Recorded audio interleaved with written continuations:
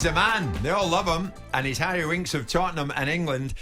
And I'm delighted to say he joins us live in studio with Jamie O'Hara, Bob Mills and myself this lunchtime. Harry Winks, good afternoon. Good afternoon. Thank you for having me. Oh, Harry, it's great to have you on board. You're a Coldplay fan? I am. Yeah, went to see them a few years ago. And yeah, really enjoyed it. Brilliant. Big Bob's just come back down to earth after seeing off these two boxers. Did you see him, Jamie? Bob Mills, you were... I can't really say Daniel it on radio. Dubois is a big unit. He's a big guy. Nathan was a very good fighter. I mean, you look like a heavyweight, Bob, but they just took it to another level, mate. Huge, isn't he? He's massive. You see, Harry, he's never lived it down when Dillian White was coming in, and he was joking about calling Dillian White Gillian White, and Dillian heard it. And the look on Dillian White's face, Jamie, was something else. So, Harry, how is life in a close season? What's it like? How do you get by in a close season? Are you just desperate for the season to get underway again? Yeah, I mean, you're always in the back of your mind, you're always thinking, I can't wait to get back out there and play and get the season up and running. But at the same point, you need a break, you need a rest, and it's been nice to have the last 3-4 weeks off and settle down, relax, go on holiday, get some sun. And obviously maintain fitness as well, which is important. But it's been nice to go away with my friends and get some downtime. I've found Jim, and it's funny. Harry says I've seen players working harder in the off season than they do in the season. Yeah. It's completely changed now. We used to have like 6 weeks off if you didn't move. Now lads are out, they're grafting, and I'm thinking you don't even work that hard in the season.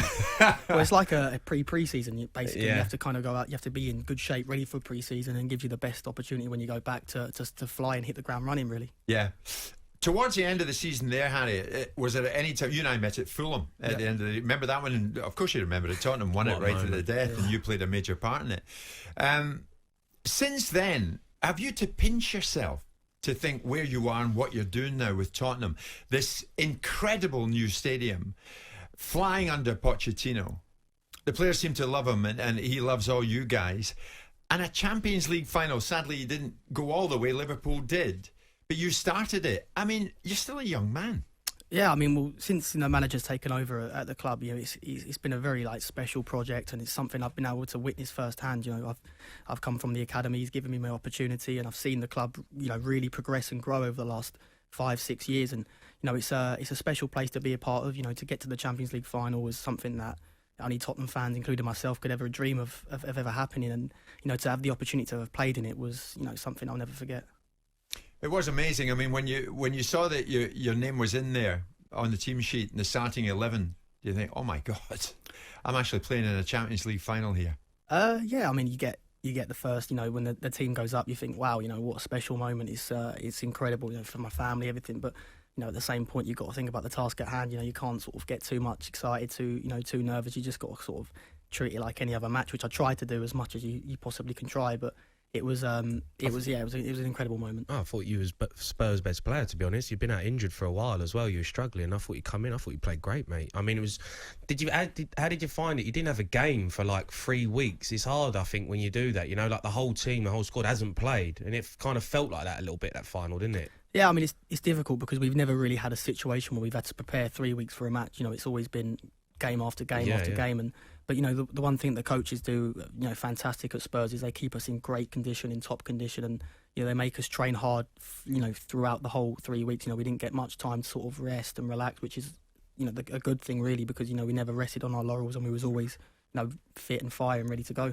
Yeah. First minute of that game though. Yeah. Oh, gutted. Well, just relive that for me, Harry. We all know what happened, and Liverpool get the penalty. And it was contested, obviously. Do you guys still think... I mean, what else could Sissoko do? I mean, when you look back at it, Jamie, what else could he do? Ball to hand, hand to ball? Yeah. I mean, at the time, I was praying for VAR to step in and disallow the penalty and let the game carry on. It's difficult at the time for everyone involved. It happens so fast, and you don't really get to see the replays on the pitch. But when you look back afterwards, and you look on social media and you see the handball. In my opinion, I'm going to sound biased, but I don't think it was a handball. There's nothing we could really have done there. He's pointing to a player, and it looked like it hit his chest first and then his arm. But You know, It it's a was difficult one. It is a difficult one. Oh, it was harsh. It killed the game as well, didn't it? It just slowed everything down. Liverpool then, you know, with the defence they've got, it was just found it really hard to break them down. Yeah, it made it such an uphill struggle for Tottenham straight after that, Bob, didn't it? I know you've got a lot of Tottenham chums and family and whatnot, but at the end of the day, it just wasn't to be. It wasn't going to be. I just thought there and then, right, it's not going to be Tottenham's day. Well, no, they didn't. But it was very early, and that, you know, it was still a great match. But what VAR's coming? What effect does it have on players? Do you even think about it, or just think this is just another set of rules we're going to have to cope with?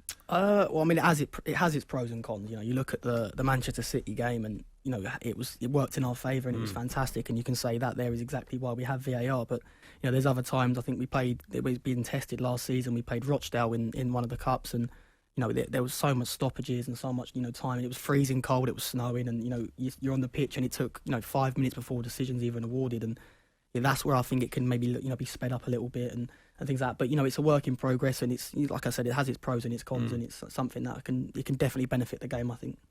How did you all take it at the end of it, Harry? I mean, it must have been so hard getting so close to getting your hands on that magnificent trophy. At the end of it, what was it like the remainder of the time that you had in Madrid? How did you get over it? It was awful. It was in the dressing room, it was so difficult for anybody to really stand up and say anything. Everyone was just so disappointed and upset. And you know, when we look back and you reflect a couple of weeks later, and you look back, and you know, everyone I'm sure is so proud of how far we've come. You know, how well we done in the league, how well we done in the competition. And at the time, you don't really get time to sort of sit back and reflect on that. But when you look back now, it's something that everyone's extremely proud of, and hopefully we can go one better.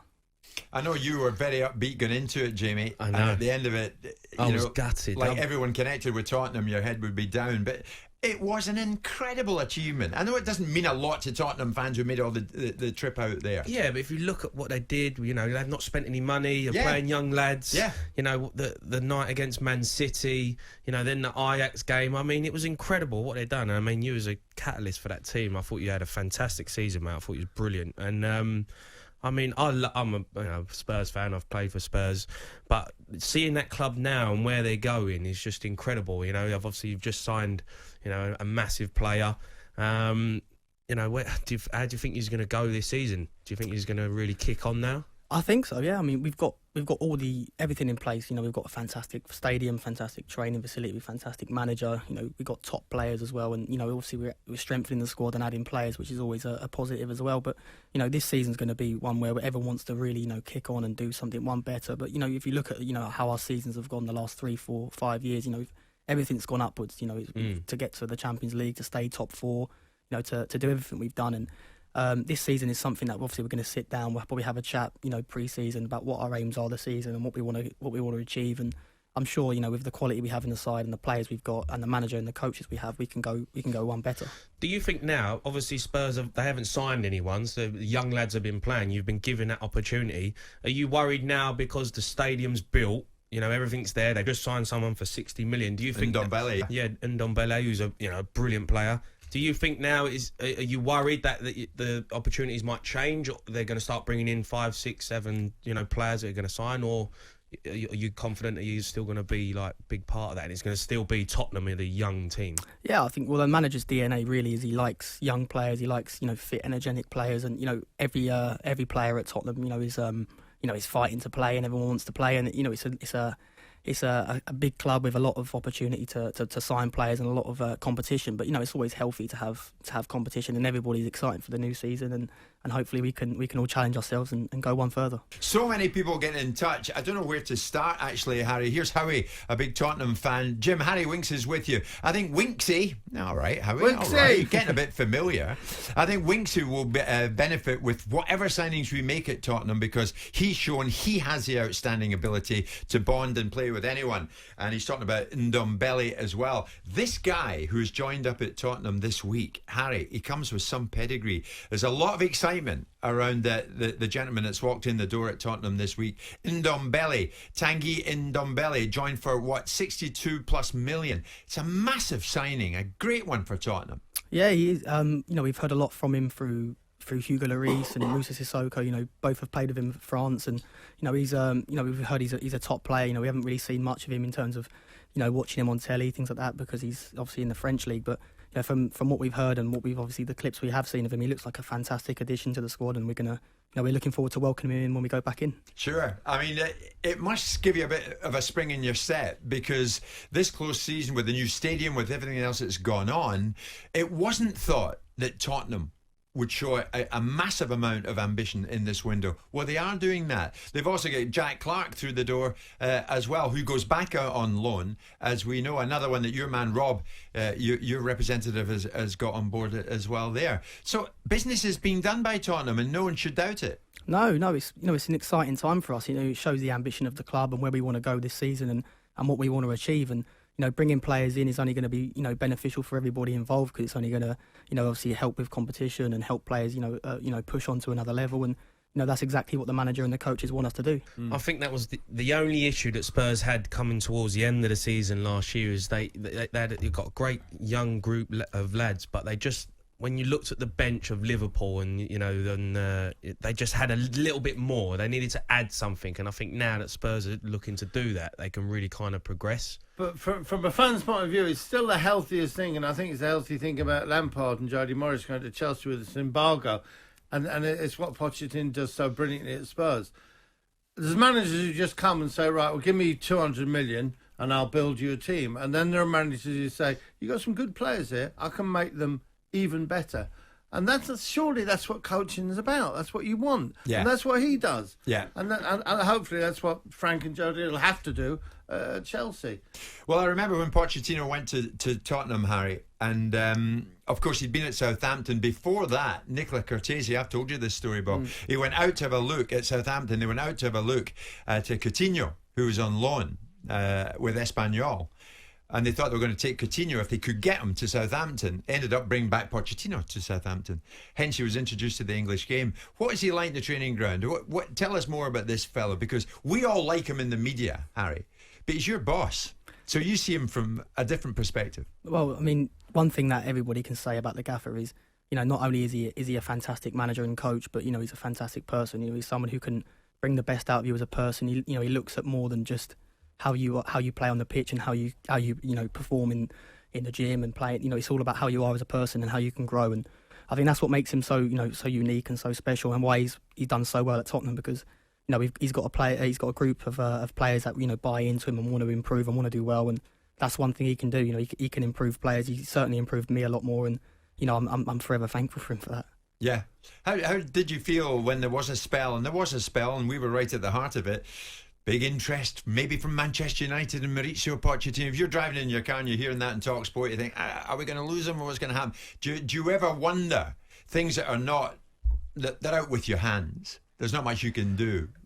We try not to sort of, look into the speculation of that sort of stuff. He's a fantastic coach and fantastic manager. He's always going to get speculation at big other clubs as well, and it's important that we don't read too much into that sort of stuff. He's our manager, he's our coach, and until that changes, or if that ever changes, we just continue to do as we always do. The great thing now, though, with Spurs, if Pochettino does go eventually, which he might, they've built a foundation now with the stadium, the facilities, the academy there is probably one of the best in the world. Yeah. They're producing players. They have a philosophy of how they want to do things, and one day a manager will go, but Tottenham will now have set a benchmark of where they want to be as a football club. That stadium is something. It's not the greatest area in the world around there. I live up there, but if you come around the 406, the North Circular, and instead of going over one bridge, you turn left up the Tesco bridge. You can just drive slowly. At night, when the sun's gone down and that's lit up, what a piece of architecture that is. It's like, honestly, Jim, it's like a rocket. It's like a spaceship has landed. Yes. And it just sits there and it just emanates class. Like, come here and watch White Hart Lane, though, I mean, what a stadium. I loved it. He loved it there with the old bucket and sponge in the corner. Yeah, I mean, the great thing is they've kind of built on top of the stadium, haven't they? But I mean, do you miss White Hart Lane? Yeah, I mean, it was an iconic place. It was the first place I ever scored my first goal. It was an incredible place. I watched it all the way through the years. I'm even watching you play of many years when I was a young. When I could run. No, it was an incredible place. But you know what they've tried to do? They've tried to make the pitch and the stadium as similar as they possibly could. Obviously, on a bigger dimension and a larger scale. But you know, it still feels like home when you go there. I mean, it's only been 8 games or so, but it feels, you know, like we're still at White Hart Lane. It feels like it's our home already. What was special about White Hart Lane? What made it so special? I think you could always feel, and Jamie will know, you can always feel the crowd on top of you, especially, you know, when we was on top or we were doing well. You can always feel the crowd. Like, you know, some stadiums you can hear the crowd, but you can't quite feel it on top of it. Whereas at White Hart Lane, you could always feel it. And similar to the new stadium, you can always, on the pitch, it feels like they're there with you. It's the atmosphere, Jim. Like, it doesn't leave the stadium. You know, when you're there and you're playing, you're amongst it. It's like at some stadiums you lose the sound and you lose that atmosphere. But at White Hart Lane, you know, it was the same at West Ham as well. Upton Park was like that. It was electric all the time. Yeah. What's your favourite away ground, Harry? Oh, favourite away ground. I think Crystal Palace is a special place to go because, again, it's one of those places where, you know, the sound doesn't leave it, and it's, you know, you're in for a game when you go there. It's a you know, it's an old stadium, it's an iconic stadium, but it's a difficult place to go. Jim, he's just played in the Champions League final, Old Trafford, and he's saying that Crystal Palace is the best stadium he's played at. Selhurst Park. Is he joking? I'll tell you why. It's only because, you know, there's not many of these kind of stadiums about in England anymore. These Because they're iconic... rubbish. Don't listen to him, Harry. Harry, listen, here's the thing. You're 23. Yeah. You're a young man. How long have you been at Spurs? I've been at the club since I was 5. It's 17 years. I know. I'm due a Glenn Testimonial at 23. Glenn Hoddle was manager when he first went to the academy. It's He's brilliant. been Jack Santini hadn't even arrived. So this is your club, Harry. Yeah. You know, it's in my DNA. I love the club. The Spurs I've been lucky to have Spurs as to be there as a fan and watch every game from the stands and, you know, celebrate with my dad and my family and now to play and to play in these massive games that we've been a part of and, you know, to go out there and score and things like this. It's just been I'm very lucky to be able to say that. Yeah. Is it good living and working and going to the training ground in the morning, knowing you're a Spurs player, but that it is undoubtedly, and it is Jamie, it is Bob, probably one of the top best run clubs in the world? Yeah, because Daniel Levy does it his way, and his way is a darn good way. It is. I mean, if you look at the way the chairman's, you know, progressed the club as well over the last 10, 15 years, it's been incredible. He's taken the club from you know, probably a mid-table Premier League side to one of the best in England and one of the best in Europe, and, you know, that's credit to him as well. He's been fantastic with you know, the business he does, but, you know, he is what he is, and he's a fantastic chairman, and we're lucky to have someone of his calibre and his prestige as well. I got to ask you, mate. You a lot of downtime, chilling out in the summer. Yep. Love Island. Yep. Talk to me. You a fan? Can't get enough of it. Can't get enough of it. I had my mates round last night watching it as well. 9 o'clock straight on it, and it's it's one of those programs. It just, you know, I think the whole nation's, you know, they can't stop watching it. Jim don't watch it. He don't know what it is. No. What is going on in it? All sorts. That's the thing. Also, there's so much going on, but it's just one of those programs where you can just watch it, and it's an easy watch, and it's you know, you get quite involved. I'm sure you know. You get quite involved into it, didn't you? I love it. Who's going to win it? I think Tommy and Molly. Yeah, great shout. Who's going to win Jamie, it? did you Tommy not get and the Molly. notes? Harry Winks is coming in. Let's have an in-depth Listen. look at the workings of Tottenham Here's Hotspur. we're going Don't back talk to me about Love Island. I used to have a caravan at Canby, mate. And Back to football. I've got to ask you this question. Massive Spurs fan, watch the game. Lucas Moura, Champions League final, didn't start. Talk me through that. How did you feel for him? How did you even find out? Well, I mean, you know, the manager liked to, you know, the build up to the whole Champions League. The manager wanted to sort of keep the team close to his chest. Didn't want to give anything away too much. It was always kind of everyone work as hard as you can, and we'll find out the team on the day of the game. And you know, we're the manager, and, you know, we're fortunate to have a side where everybody is so, you know, part of the team. Everybody wants the team to do well, and there's no egos and nothing like that. So, you know, the manager named the team on the day of the game, and yeah, Lucas obviously wasn't in the squad, but you know his character and the way he is around the dressing room. You know, he was so positive, so you know, influential, and you know, he didn't sulk, didn't show anything like that, and you know, it really helps the team, and you notice it, and everybody in the team was like that. It's actually great having somebody like that in a squad, I would have thought, who takes news like that. Yeah. I mean, it's difficult to take. I think any player would find that difficult to take, and you know, the way Lucas is, he's a fantastic person, and he can take it so well. And he was really, really, you know, influential and positive in the build up to the game. And you know, there was no sulking and nothing at all. So Jim, I got left out of the Carling Cup final for Tottenham. I played in the semi-final. Yeah, but against that was the Arsenal. right decision. Carry on. I tell you what, I was crying my eyes out. I couldn't talk to anyone. I was in bits. I was a complete mess. So if that happened to me, mate, I would have been nowhere to be seen. I mean, he done really well to stick out. Had you scored a hat-trick in the semi-final? No. No, okay. I thought we were on a similar story then. Harry, there's Josh Gafton on Twitter. I'm listening to you guys on talkSPORT. I'm definitely getting Harry Winks' name in my shirt next season. It's been decided. A lot of people loving you being on here this lunchtime, as I knew they would, Harry. I've got a couple of questions that a couple of Tottenham fans gave me last night, Harry. Larry is a big friend of mine, a Tottenham fan. He wants to know, who is your favourite player? Who did you look up to? For example, like Lampard, who's in there this morning at Chelsea. Like Steven Gerrard, who were your heroes? Yeah, I mean, both of them were two players who I really looked up to, you know, both in my position, similar positions, and, you know, both fantastic for club and country. You know, Gerrard was always someone who I looked up to a lot. You know, he was someone. I actually wrote a letter to him when I was younger. I think about. Go on. Yeah. What did it say? I was about 7 or 8 years old, and I sat down with my mum at my house, and I was just like, "Mum, I want to write him a letter, just get some advice on how to make it as a player, and see if he writes back." You know, I was young and naive. You know, he probably got so much fan mail. It was just, you know, probably went in straight into the bin. But I just messaged him saying, "Hi, Stephen. You know, massive Tottenham fan, and you know, just if you can give me any advice on what you do to get to where you are today, and if you can ever give me some top tips, or if you can ever meet me." I think I even said, if you can meet me as well. So if you're ever in Hemel, that's it. If ever in Hemel, then come and meet me. But no, he never got back to me. He played against him, Steven no? Gerrard, that's outrageous. We're going to make sure he writes back to you. We're going to hold him. Oh no! Steven Gerrard calls him now. It'll cause panic, won't it? That's right. Yeah. Yes. What a player though. He was incredible. Oh yeah. Couldn't get near him. So many people on Twitter want to know, what was it like pulling on an England shirt for the first time? Oh, it was it was probably one of the most special moments in my career. You know, it was something. I was very nervous. I got to be honest. I was, you know, it was Lithuania away, and I didn't really expect the call up. Didn't even expect to start, and you know, the manager named the team, and I was in it, and it was it was special. I remember calling my family straight away, telling them, and I couldn't wait to get out there and play. And when I look back on it, it's probably one of the most, you know, special moments in my career. Harry, do you feel this is coming from a Scotsman, and you know that we spoke about it at Fulham together?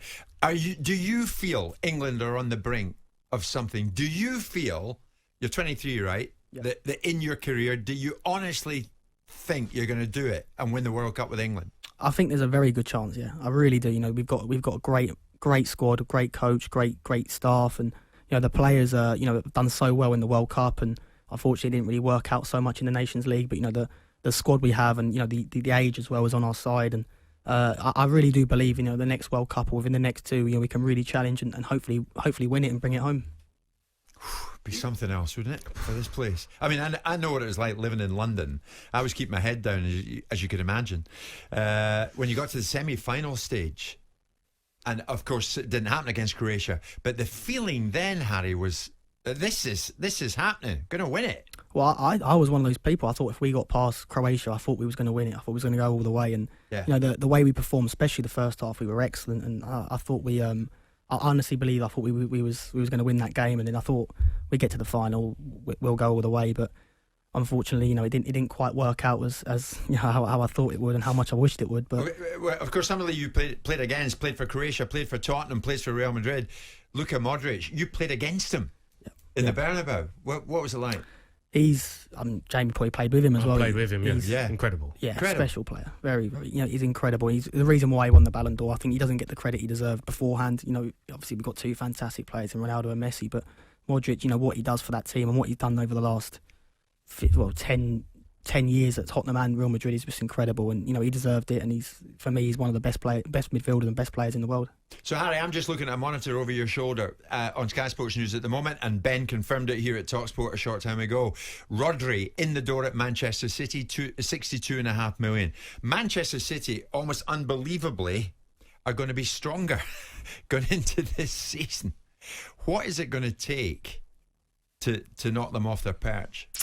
You know, they're a fantastic side, and you know, there's a reason why they've been so good the last couple of seasons. But you know, all we can really do is focus on ourselves and take every game as step by step. I know it's cliche, but it's what we can do. We can't affect how they perform, but we can only affect how we do. If we get results and we keep picking up points, then there's no reason why we can't go all the way as well. So it's going to be an exciting season, that's for sure.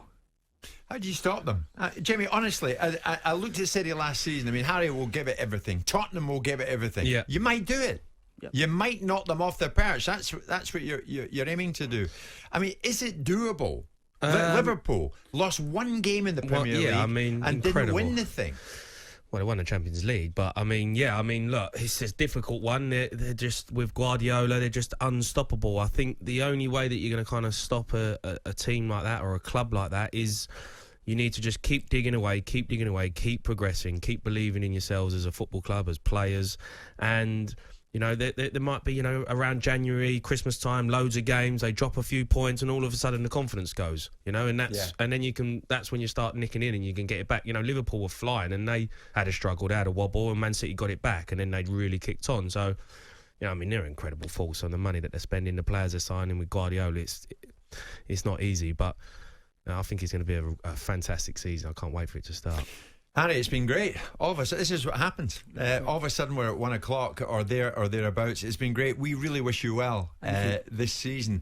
Judging by the reaction this has had, a lot of people will watch you and be with you all the way.